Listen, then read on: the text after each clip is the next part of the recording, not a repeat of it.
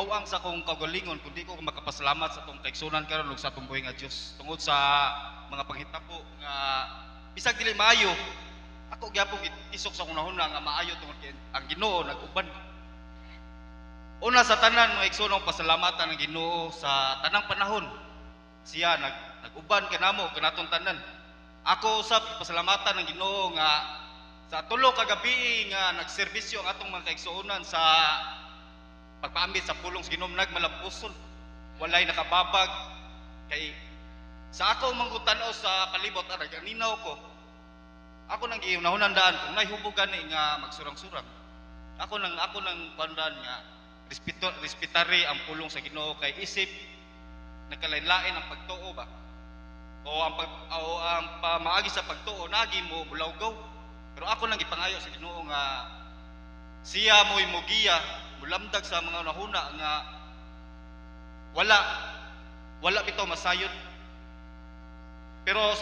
Pero sa kinauyan ako ging nakuan nga nagmalapuson way bisan unsang buhat sa kaaway nga nakababag og nagpasalamat ko nato tungura nga daghan ang natamnan sa pulong sa Ginoo. Pinaagi sa atong mga kaigsunan nga nagpaambit sa iyang pulong. Ako usab gipasalamatan ang atong mga kapastoran nga kuan gid silang kusog. Di na ko matagtag sa paglitok ang mga pangan pero nasayod ang Ginoo kung unsay sulod silang sigkasi.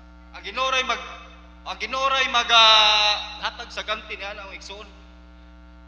Ako usab gipasalamatan ang nagahatag og kusog natutungura nga naami sa mga panginahanglan about sa pagplastar sa akong bayaw.